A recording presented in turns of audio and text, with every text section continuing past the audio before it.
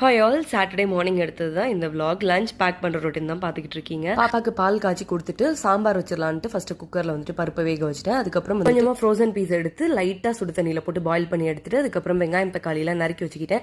சாம்பாருக்கு தேவையான எல்லாத்தையும் போட்டு விட்டுட்டு அதுக்கப்புறம் வந்து மார்னிங் பிரேக்ஃபாஸ்ட்டுக்கு புட்டு பண்ணலான்ட்டு தான். ஏற்கனவே ஒரு சிஸ்டர் வந்துட்டு ரெசிபி கேட்டிருந்தாங்க புட்டுக்கு. இன்னைக்கு தான் கோதுமை புட்டு தான் பண்ணேன். 2 கப் கோதுமை மாவு எடுத்துக்கோங்க. தண்ணியில் உப்பு போட்டு லைட்டாக கொதி வந்ததுக்கப்புறம் இடியப்பத்துக்கு மாதிரி லைட்டாக ஊற்றி பசஞ்சுக்கோங்க. ரொம்ப ஊற்றி அப்படியே கொல கொலன்னு ஆக்கிராம இந்த மாதிரி உதிரியா வர மாதிரி பசஞ்சு எடுத்து அதை இட்லி தட்டில் வச்சு நல்லா ஸ்டீம் வர விட்டுட்டு அதுக்கப்புறம் எடுத்து ஒரு சட்டியில் மாற்றிக்கோங்க. நான் ஏன் பெருசா பசஞ்சிருந்தேன் அப்படின்னா மிக்ஸி ஜாரில் போட்டு இந்த மாதிரி அடிச்சு கொட்டிக்கோங்க. அதுக்கப்புறம் அதில் நெய் தேங்காய் பூ, நான் இன்னைக்கு வெள்ளச்சக்கரை போட்டிருக்கேன், நீங்கள் வேணும்னா அடிச்சக்கரை போட்டுக்கோங்க. அவ்வளோதான், சிம்பிள் அண்ட் ஈஸியாக வந்துட்டு கோதுமை புட்டு ரெடி. இதே மாதிரி தான் அரிசி புட்டுமே. அரிசி புட்டுக்கு வந்துட்டு நான் இடிப்பு மாவு தான் எடுத்துக்குவேன். பெருசா பசஞ்சு வேக வச்சாலுமே ஒன்றும் பிரச்சனை இல்லை. வெந்ததுக்கப்புறம் மிக்ஸியில் அடிச்சுக்கலாம். இது சிம்பிள் அண்ட் ஈஸி ட்ரிக். சரி, அன்னைக்கு என்ன லஞ்சுக்கு பேக் பண்ணேன்னா பிரேக்ஃபாஸ்ட்டுக்கு கோதுமை புட்டு, லஞ்சுக்கு காலிஃப்ளவர் பட்டாணி பொரியல், சாதம், சாம்பார், வாட்டர்மெலன் ஜூஸ் தான். இதோட கடை சாத்துக்கிறேன். நாளைக்கு பார்க்கலாம். டடா.